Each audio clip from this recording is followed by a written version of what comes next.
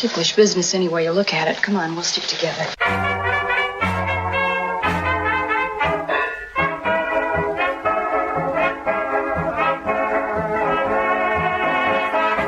It's Ticklish Business, the podcast all about celebrating and honoring old Hollywood. As always, I'm Kristen Lopez, and I am joined by a frequent Ticklish Business friend, my same-initialed sister in my mind, the host of You Must Remember This, Karina Longworth. Karina, how are you? I'm good. How are you? You know, surviving. Doing this podcast has been a balm for my soul. So it's keeping me going, as is your podcast for me as well. So you are doing a new season of You Must Remember This, entitled The Old Man Is Still Alive, all about directors navigating the final years of their life. I'm always fascinated by how podcasters, because it's something that's really hard for me, thinking about niche kind of themes that you can kind of pick apart over a span of time. How did you settle on doing this season? Well, it took me a really long time to come up with the idea. I had finished doing my last season in the spring of 2023, and I didn't really commit to doing this season until the summer of 2024. I thought over a lot of different ideas during that time, and I kind of went down the road with another idea, and I just kind of couldn't figure out what the story was there. But during that whole time, I was going to screenings of movies because that's what I like to do. I had been in Paris in the summer of 2023 and gone to this Vincent Minnelli retrospective at the Cinematheque Française. And there I had seen his film, Four Horsemen of the Apocalypse, which not only had I not seen before, but I had never really heard of before. And I had thought of myself as a real Minnelli fan, somebody that had seen dozens of his movies. But so just the fact that there was kind of a late Minnelli film, a film he made in the 60s that I had never heard of before, I thought was interesting. And then when I saw it, I was really blown away by it. And that kind of planted a seed in my brain that, you know, maybe there is something worth exploring in terms of filmmakers who got started kind of in this classical era of Hollywood, and then were still around as Hollywood and the world was changing quite a bit in the 60s, 70s, and 80s. And so it took another full year for that idea to really coalesce and for me to think about all the filmmakers that I would include. But that's where it started. That segues into, how do you decide which filmmakers to pick, and what were some themes that you started to notice about the struggles they had acclimating to the 60s, 70s, and 80s? I kind of made a master list of a lot of filmmakers who got started in the 20s, 30s, and 40s, and then just kind of looked at what they were doing in the 60s to start with. And so I included almost everybody on that list. There's maybe 4 or 5 people who I didn't include for various reasons, either because they never really changed what they were doing, and I didn't think that that was particularly interesting in their case, or like somebody like Robert Wise. I really love a lot of Robert Wise movies, but was not that excited about the ones he was making in the late 60s and 70s. I just knew I would not have anything to contribute to this Star Trek the movie discourse. So that was not going to make the list. And then, you know, it was just at 14 directors, that's so much work as it is. Yeah. Like, you know, that was going to be substantial enough of a season, I thought. Yeah, and I think what's fascinating is, at least in looking through the directors you picked for me, kind of noticing some of the changes that they made over the life of their career towards the end, whether that's Alfred Hitchcock embracing the gore and the, you know, post-psycho horror landscape, or I think a lot of people are always fascinated to find out Stanley Donen does Singin' in the Rain and also ends the 80s with, you know, Blame It on Rio, which is very much not in his wheelhouse. What fascinated you in terms of how some of these directors, I guess, what were some of the big changes that they were trying to embrace and stay relevant during this time when the studio system was gone? I think there are 2 major things. One, and I think this has gone maybe, if not underreported, then understood in terms of the way people talk about the transition from the studio system to this kind of new Hollywood era of the late 60s and early 70s, is that in between, there was this period in the early 60s where the studio system had ceased to exist and ceased to function the way that it had previously, but like something new hadn't fully taken over yet. And so you have this era of independent production where the studios are largely outsourcing the things that the moguls used to do to independent producers. And then they're also not really shooting on Hollywood studio lots. A lot of things are being shot on location, and projects are being chosen to shoot on quote unquote exotic locations to get, a kind of production value that television doesn't have. So that was a real transition for people who were creatures of the studio system, like a Vincent Minnelli, somebody like, William Wyler or George Stevens. Like, they had to sort of figure out how to work in a world of independent production. Frank Capra was somebody who was just sort of like, could not figure out for the life of him how to get a movie made in the 1960s. But somebody like Alfred Hitchcock, who worked as his own producer, was able to kind of keep working through that very successfully. The other thing, and I think that maybe you implied some of this in your question, was that the kind of changes in censorship. So the production code was in effect.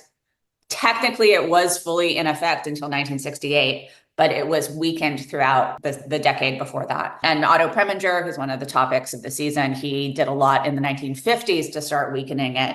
And so it makes sense that he would be one of the ones who was really excited about a new world where there could be nudity and there could be sort of more frank sexuality in movies. Billy Wilder was somebody who tried to take advantage of that. I think that his movies became less popular once they became sort of more directly sexual, as opposed to the way he was kind of doing it in the 50s and up to, The Apartment and maybe a little bit beyond, in terms of making it clear that these are people who have sex, but doing it within the production code's limitations. And so, I think a lot of these old men, that was a real new paradigm for them to navigate. It really is. And I mean, even if you're looking at their films just as time capsules of the moment, I know that George Stevens, one of his few final films was, The Only Game in Town, which you have Warren Beatty, you have Liz Taylor. And from what I read, you can correct me if I'm wrong, it was a difficult shoot. He's working with big personalities. And that movie's failure wasn't necessarily not just a knock against him, but also made people question star power. And Liz Taylor is a bankable star, and Warren Beatty is a bankable star. I guess how did you look at what their inability to transcend or work within that time period also say about stardom at that time? Because I feel like a lot of actors also struggled to kind of make this leap into the new filmmaking style of the 70s into the 80s. Yeah, The Only Game in Town is a really interesting example of that, because you do have Elizabeth Taylor, who has been famous since she was a child in the 1940s. And, she's still beautiful, but she's not super young anymore. And she's not the ideal, like the sort of the beauty ideal of 1970. And then she's being paired against Warren Beatty, who is, the most famous actor of that moment, but he hadn't shot a movie since Bonnie and Clyde was released several years earlier. He'd just been sort of riding the wave of that. And I think, developing his own projects. That was supposed to be kind of this important meeting of the previous generation and the current generation. The chemistry between them, I don't think works very well. It does not. Yeah. And I also think that George Stevens, he had directed Elizabeth Taylor in 2 previous movies. And I think maybe he thought that it was going to be like, they didn't always get along. They certainly had a lot of conflict on the set of Giant. But I think he thought that he would know what he was doing because Elizabeth Taylor was in the movie. And my sense when I watched that movie is that Warren Beatty kind of takes it over with Well, I think it's so fascinating to compare 5 years before The Only Game in Town, George Stevens does Greatest Show on Earth. Greatest story ever told. Greatest story ever told. A bit old school biblical epic, which was very much in vogue at the time. And then he tries to do this kind of blousy relationship drama. I guess, does every director have such a stark kind of leaping point, which is where they're doing something that's very old school and then, jumping right into something that's completely out of their depth? Did every director have kind of that before and after, or did some not? First of all, in the case of George Stevens, yes, the Greatest Story Ever Told was in the mold of something like The Robe, of these big epics of the 1950s. But partially because he took so long to make it, and partially because I think he had very lofty artistic ambitions for it. It does feel like a movie of the 60s, but it feels like this kind of awkward hybrid of the 50s and 60s. And, it almost feels like you're watching like a 3.5 hour rock video about Jesus, that it's, sort of very, very slow, but it has that look of kind of like rock and roll photography. Pre-Joseph in the Amazing Electric Color Dreamcoat. Yeah. So, but that was a movie for Stevens where he had been really riding high for a full decade, and he squandered all of his kind of capital in Hollywood on this Jesus epic that he spent 6 years making, I think, and that literally no one wanted to see. And I think every director that I talk about has a moment where they have kind of a final hit, and then after that, they either it's all downhill from there, or they try to do something kind of out of their wheelhouse or unusual after that big hit. And then sometimes their career kind of ebbs and flows after that. You talk about George Cukor, which I didn't know. I've seen, of course, the obvious Cukor movies, but it's amazing to look at his filmography and realize he was continuously working throughout the 1970s. And to look at his filmography of titles in that time, he tries to adapt Justine in 1969, does something like Travels with My Aunt, The Corn is Green, and then ends in 81 with Rich and Famous, which is a remake of Old Acquaintance. It's just fascinating to me to see how he's making these just really weird leapfrogs between genres, trying to find something that sticks before ending his career with a remake that I know a lot of people say is just like very petty and it's not that great, but it's very 80s at the same time. How do you look at Cukor's later career and his attempts to try to find a home somewhere in a genre? Yeah, I actually really like Rich and Famous. I think it's not super productive to think of it as a remake of Old Acquaintance, other than the fact that if you think about Jacqueline Bisset doing a Bette Davis style performance, it becomes a little bit more impressive. Or I think that gives you kind of language to understand what it is that she's doing there, because she's playing a very unlikable character who is the emotional center of the movie. So I think the thing about Rich and Famous that is shocking for a lot of people, and I think that the immediate impulse is to laugh at it, is that it is Cukor's, most sexually explicit film. Specifically, it probably gets more explicit than this later in the movie, but there's the sort of first shocking scene is that Jacqueline Bisset's character starts flirting with this guy sitting next to her on an airplane, and then they go in the bathroom of the airplane to have sex. And, there's this shot of the lock going from, sort of open to occupied. And in what we think of as a George Cukor movie, that's where the scene would end. But then he cuts to the inside of the bathroom and he stays there for a couple of minutes showing us them, hooking up. I think that is considered to be such a surprise for a George Cukor movie, especially since in so many other ways this movie feels like aligned with something like The Women. But I think he actually does pull it off. I think the movies leading up to that are a lot rockier. I think Travels with My Aunt has some good stuff in it, but it's just sort of a little bit too loosely put together for my tastes. I think the TV movies are not very good. I think Justine is a real failed experiment and missed opportunity. And I'm just kind of a My Fair Lady hater.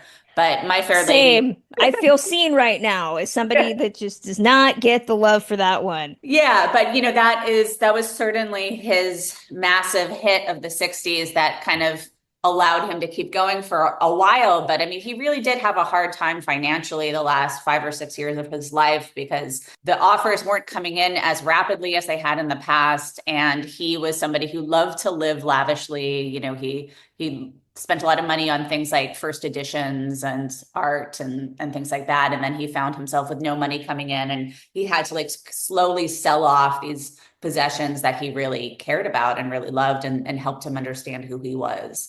And everybody around him was feeling very sad about that, but not sad enough, I guess, to help an old man get a job. Exactly. No allies there when money's got to be put up. But some directors, as we know, continue to kind of get respect, be respected. Now Hitchcock, Family Plot and Frenzy are now considered, unsung masterpieces. But John Huston, you talk about John Huston this season, who continued to have success as a director. The Dead is now considered, a masterpiece, and his, final swan song.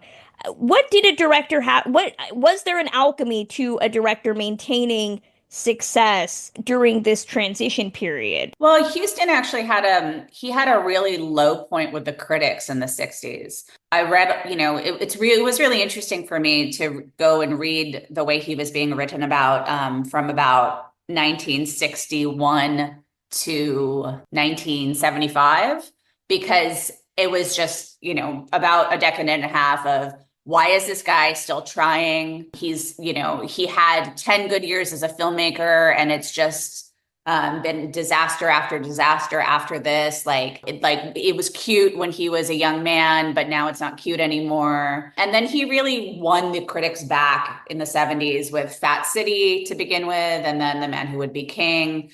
And then, I mean, he does have this kind of period in the 80s where he has, first of all, he basically starts the 80s making Annie, which is like a face for everybody that's observing John Huston. They're like, why are you doing this? And he spends an enormous amount of money on it so that it can't even make a profit, but he gets to walk away. He gets his paycheck and he gets to walk away from it. But then he does Under the Volcano, he does Preetsy's Honor, and The Dead, which are sort of three extremely well-received, financially successful movies in a row. And that's how he ends his career. So by the time he dies, right before The Dead is released, all of the coverage of him as a filmmaker is very fawning and very, if anything, you have people like Andrew Sarris apologizing for the negative way they wrote about him in the 60s. And then I think since then, his reputation has come back down to earth a little bit. But for him, sticking around for as long as he did, and, for the last 10 years of his life, he was often directing from a wheelchair. And he, was somebody who was very open about the price he was paying for his kind of youthful self-destruction. He lived with emphysema for 25 years. I think that he earned a lot of sympathy by just being a survivor in that way. And some of these other guys, particularly guys somebody like Howard Hawks, who I think he was 80 in 1970 something. He was, not somebody who people were kind of eager to keep talking to and eager to keep financing his movies. That was more somebody where the attitude was like, you've had your time, let the young guys come in and start taking over. Do you think Huston continuing to act as well helped in his directing career? I mean, I think most people it's interesting to always find people that remember Huston less as a director and more for something like Chinatown. Right. Yeah, I think Chinatown gave him a kind of cachet in the mid-70s because he was such a visible part of a movie that, felt like it felt like it was kind of tapping into a vein of the culture. And so, yeah, I do think that helped. But he also did a lot of acting that we forget about because that was just a really easy way for him to make money. And so, if you read a biography of him, there's all these stories of him even though he needed to have surgery, he wanted to fit in, a quick trip to Canada because he needed the money so that he could, do whatever. Gotta love how, the bills always got to get paid, and, surgery, who needs that? Got to do what you can. I mean, he also often working with his daughter in his last film. It's fascinating to compare that with someone like Minnelli, who worked with his daughter towards the end and did not have the same level of success in that regard. I guess how did directors having children who were also in the industry? I mean, I guess why did it work for Huston and not necessarily for Minnelli? So when Vincent Minnelli was making A Matter of Time in the 70s, it was a couple of years after Liza Minnelli had won the Oscar for Cabaret. She was not just a major star in terms of people thinking she was a good actress, but she was a big tabloid fixture. She was going to Studio 54. Her relationships were being reported on obsessively. So she was a massive celebrity and he couldn't get a movie made. And so she was feeling like she was kind of giving her dad the gift of starring in a movie so that he could get it financed. And he still could only get it financed by American International Pictures, which was the Roger Corman company. And they did not give him final cut and they took the movie away from him. And it became for the Minnelli family a real heartbreak that is how he ended his career. And you still can't see Vincent Minnelli's preferred version of that movie. All you can see is the American International Pictures version. So with the Hustons, it was different because John Huston first cast his daughter Angelica in a film called A Walk with Love and Death. Everybody's just got the same title on the brain. Yeah. So this was a Romeo and Juliet kind of story set in the Middle Ages that came out in 1969. And I do believe from what I've read that John Huston was trying to make a statement, like a metaphorical statement about the Vietnam War with this film, but nobody got it. Angelica is 17 years old, has not only no acting training, but she also had not been sort of consistently educated in any kind of way. And she's obviously terrified. Her father didn't want it to look like he was giving her special treatment. So he was really mean to her on set.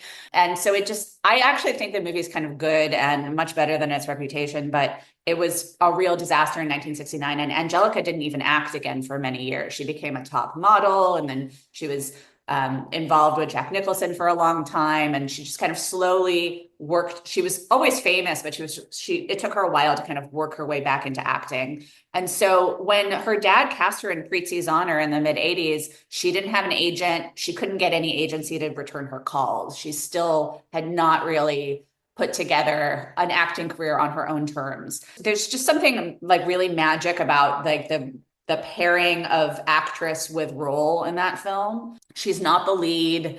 She disappears for large chunks of Prizzi's Honor. But every time she's on screen, she really brings it to life. And so this is her first substantial adult acting role, and she wins the Oscar for it.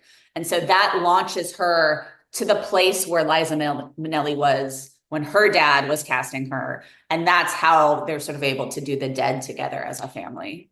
That's amazing. Now I need to see the medieval Romeo and Juliet story, because who doesn't love the concept of that? So I actually bought a DVD of it from Italy. There's a version of it that's on YouTube that is so low res that it's almost impossible to watch. Dang it. I mean, we got to go back to Stanley Donen, because I think most people, I was looking at social media when people were commenting on this season, and they were like, blame it on Rio. We're going to be talking about, Karina's going to be talking about. People are very excited. I don't know if you know this. People are very excited about this. But because I think Donen seems like the one that took the biggest leap, and I don't know why that is necessarily, if it's because he's so commonly associated with something like Singing in the Rain and Charade and all these other, very old Hollywood movies. And then technically he did a TV movie after that. I think he did an adaptation of Love Letters in the 90s. And that's technically his last thing, but Blame It on Rio is the last feature.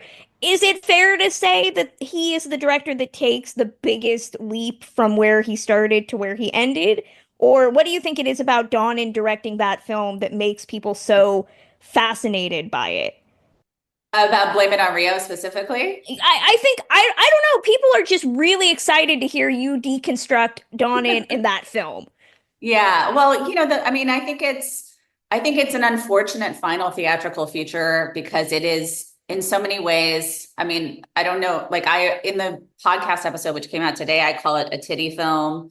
It feels like something you'd see on late night TV in the late 80s. Very Skinamax type of thing. Yeah. And it's it's basically, it's kind of a remake of a French film, and it has sort of, an American's idea of a French attitude towards sex. Always a good idea to show on screen. And so, yeah, I mean, it's sort of, I think the thing is that Donen defended that movie to the death, and was people just didn't understand the commentary I was trying to make about the middle-aged male. And maybe the reason why they didn't understand that is because the movie seems to not be making much critique. It seems to be really indulging the creepy middle-aged gaze at a 17-year-old girl who is frequently topless.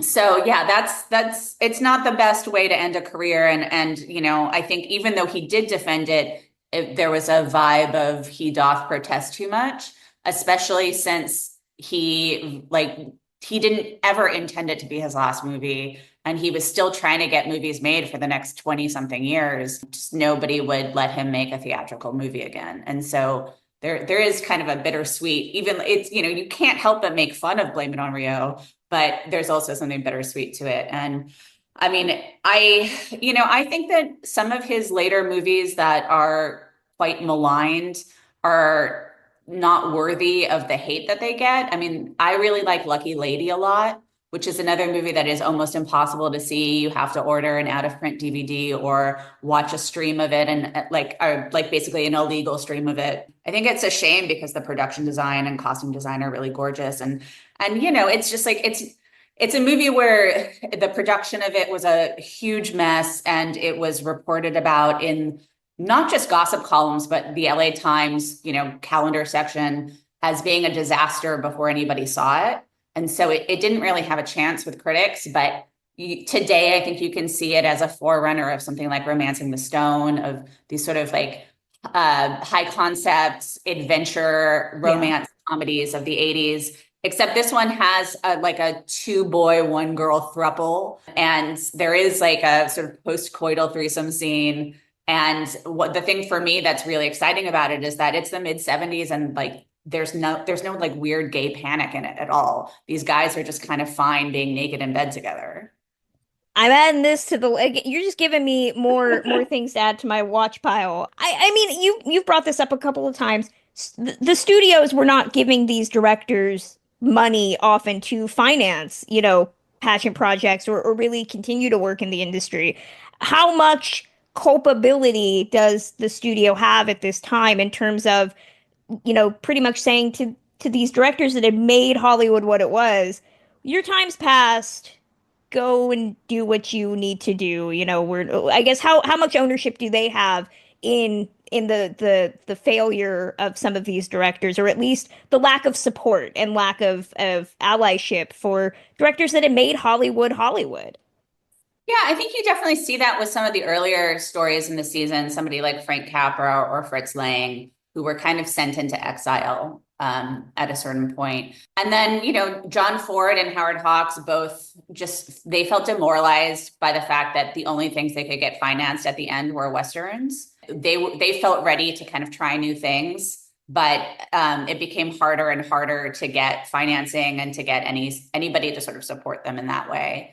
But I think because the series covers such a wide range of it's like a long time period that's covered. I mean, Capra's last movie was in 1961, and the last episode is about John Huston, and his last movie was in 1987. So between 1961 and 1987, there are kind of enormous changes in Hollywood, and like the studio system falls apart. We have this idea that there's a new Hollywood, and then the studio system reconstitutes itself on the backs of the new Hollywood. And then by the 80s, you're just in sort of kind of like full blockbuster mode. But at the same time, you have these indie distributors starting to come up, like Miramax, like you have this sort of the wave of the Merchant Ivory art house wave.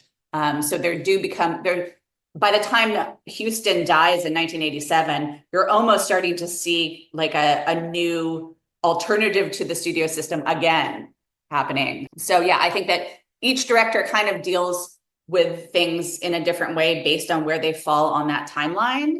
But they all kind of had a common experience of finding themselves in this position where they still felt like they had something to say, and they still felt that they had something to give to the movies, and the movies didn't want what they had to give. You talk about Frank Capra, and I've not seen the movie, mostly because I've always heard Pocket Full of Miracles is a terrible film, and it's so disappointing to see that that's the note that Capra went out on. Capra didn't die until like 91, I think. So he walked away, from Hollywood very, very quickly, and still lived several years after that. Is Pocket Full of Miracles, does it deserve the hate? Yeah, yes, it does. One of the things that is so disappointing about it is that it is a remake of the movie that kind of turned Frank Capra into a director who was taken seriously, which was Lady for a Day, first movie to get multiple Oscar nominations and set him up to be able to do things like It Happened One Night, for instance. And so, yeah, Pocket Full of Miracles is a 1961 remake of that film, and the original film was a very 1930s movie about a kind of down on her luck older woman who doesn't want her daughter who's been at boarding school to know how poor she is. And so she collaborates with a friendly gangster to transform herself into, an elegant woman for a few days so that she can put on a sort of show for her daughter who's going to come visit. And the friendly gangster in the sequel is played by Glenn Ford at kind of the peak of his smarm. And Lady for a Day, I don't know offhand how long it is. Let's say it's 90 minutes. Pocketful of Miracles is 40 minutes longer because they have to give Glenn Ford more to do. And so in some ways, it's like a shot-for-shot remake. And, you have Betty Davis as the older woman who is, if Betty Davis replacing any actress is pretty much an upgrade, but somehow it just still feels sort of ugly and embarrassing. Whereas the other film, at least had this kind of 1930s charm. You talked about a couple directors who didn't make the cut. You mentioned Robert Wise, who continued to make movies. I keep talking about like there's a formula, right? And I don't think there is, but that's kind of how I look at it. I guess what was Wise doing that gave him the success to keep going on? I didn't fully do the research on him because I did a little bit of it, and I watched a movie called, I think it's called Audrey Rose. It's sort of yeah, it's kind of it's a King-esque type of like a post-Exorcist type of like spooky child movie. And so I was trying to kind of find my way into his later career, and I really couldn't. And so I didn't do as much research on him. And so I wouldn't really be able to speak to his trajectory very intelligently. Do you have a favorite director that you covered or a favorite, episode that stands out to you?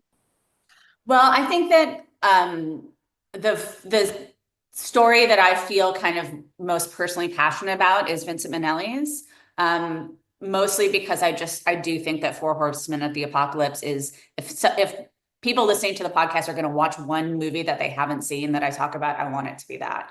But I was really fascinated by William Wyler's story. I mean, he's somebody whose later career I was not very familiar with at all. And I think that just the kind of 1-2 punch of Funny Girl and then the liberation of L.B. Jones is so incredible. I mean, the fact that not only the same director made those two movies back to back, but he got the same studio to do so at an age where he really was not physically up to the arduous task of directing a movie. He had to like lie down on a cot periodically throughout the day. And that is not the only story like that this season. A lot of these guys were really kind of pushing themselves like through health struggles, pushing themselves through the just struggle of getting older in order to do what they had been doing their whole lives.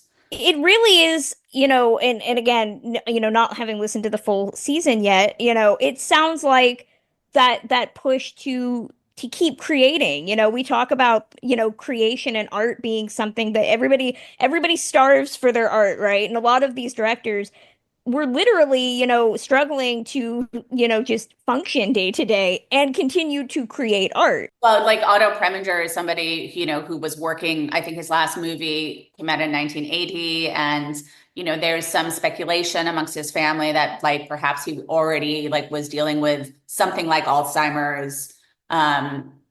It's just there's this sense that I got that I found really poignant.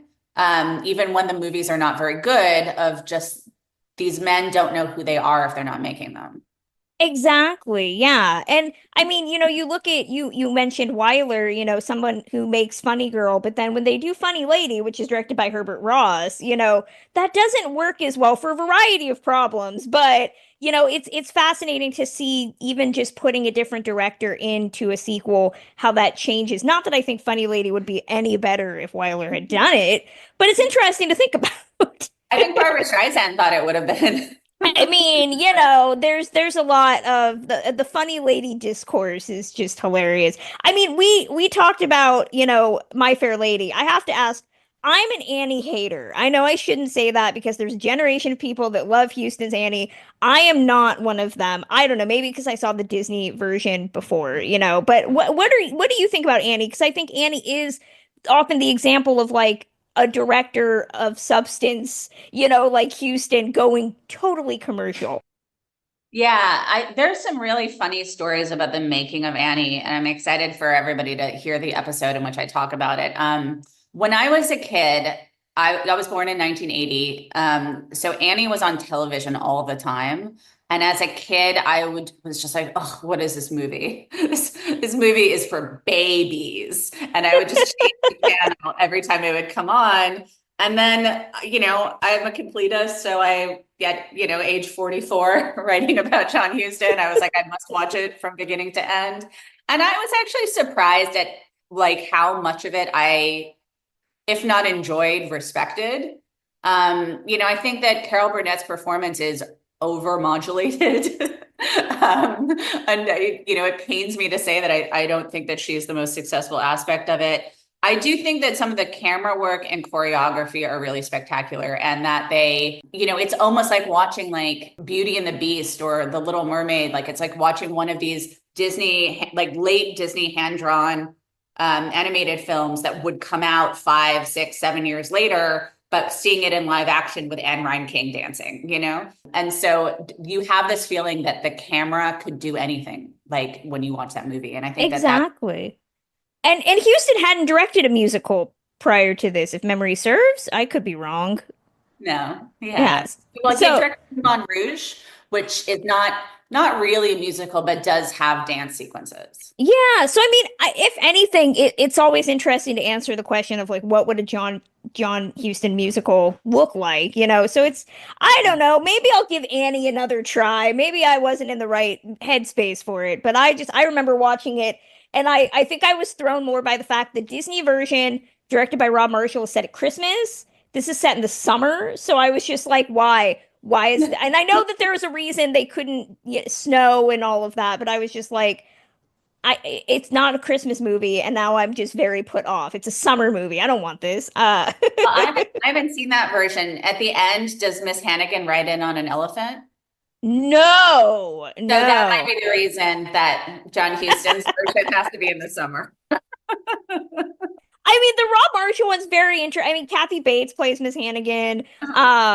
Victor Garber's a very good Daddy Warbucks. And Rob Marshall is a musical director. This was like his first thing. Shameless plug for the 99 Annie. It's great. But I mean, I know we're coming to the end of our time, and I know that each of these seasons that you do, you look at different things, and it takes time to develop them. I guess, do you have the next idea for the next podcast, or how do you kind of let things develop once the season is out?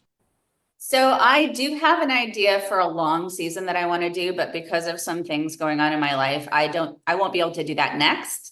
So I actually have to sit down this week and try to see if I can come up with an idea for like a 6 to 8 episode season.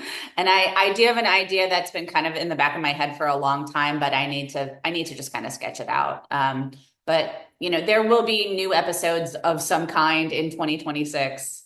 I just can't say what yet. I'm excited for them. You're setting the bar high for me. So Karina Longworth, always great to talk to you. Where can fans find you and the work and listen to this amazing season of You Must Remember This?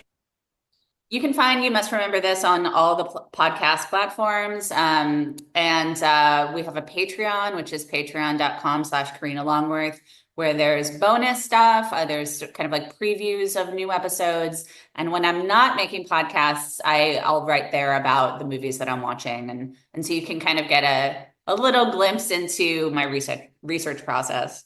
That's going to close out Ticklish Business for this episode. As always, we thank you for continuing to support us and love the podcast as we're slowly getting back into our regular schedule. I'd like to always thank our patrons, specifically Allie Moore, Danny, David Floyd, Gates, McF, Rachel Clark, Shawn Goodreau. Thank you to everybody. Even if you're giving just $1, we thank you so much for continuing to support us and making episodes like this happen. And most importantly, just encouraging us to get back into this, because we all need more classic film in our life, don't we? You can become a patron starting at just $1 and get access to all sorts of things, including bonus episodes. I just sent out a bunch of care packages of pins and books from the Kristen Lopez library. You can join that at patreon.com/ticklishbiz. And you can find me on all the social media groups out there at Kristen Lopez 88. I also have a Substack where I do movie reviews and all sorts of things. It's called The Film Maven. You can find that at thefilmmaven2ms.substack.com. And Emily Edwards is always on the internet at Ms. Emily Edwards. We are both authors. We are both working on books right now. I have one coming out in November, so please be on the lookout for that. You can find our books that are out now, her Viviana Valentine series, my book, But Have You Read the Book? You can find that wherever you buy books. And our archive, as always, is always free. You can go back to listen to episode 1 if you want. I don't recommend it, but you can do that at ticklishbusiness.podbean.com.